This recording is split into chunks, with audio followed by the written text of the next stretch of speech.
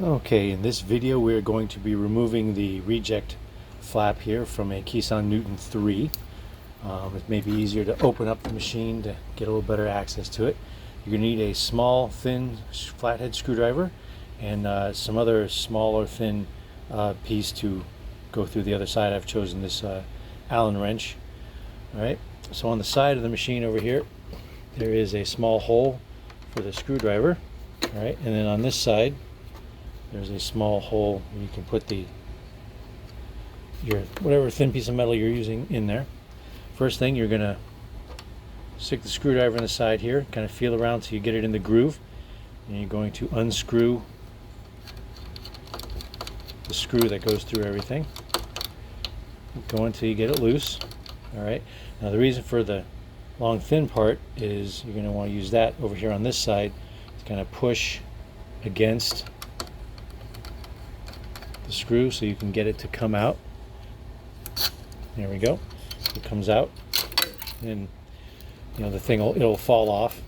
And you have the flap itself and the spring that makes it flop up and down. Putting it back is a little tricky. So you have the spring here. One end of the spring is going to go in this notch. The other end is going to go in between here, down in here. Okay, now it's very difficult to get the spring hooked under the notch, get the other end in here, hold it in place, and get the screw to go all the way through everything, both through the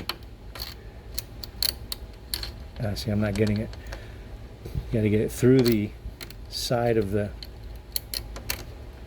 flap and through the spring. There we go. I finally got it. So I know it's probably difficult to see that, but I got it to go through, and I didn't quite get it through this other side here, which is why we have, there we go. All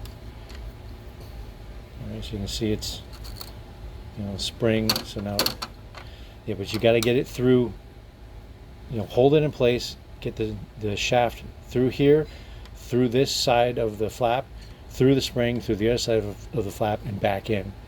All right, and then you just tighten that down. You don't over tighten it. If you do too much, you can strip it out, but just tighten it down until it starts to snug, and you're done. And then the other side, same basic thing, only the screwdriver goes in the outside here, and then this would go through the side over here to push the screw out. All right, so that's how you change those out. And if you have any questions, just give us a call.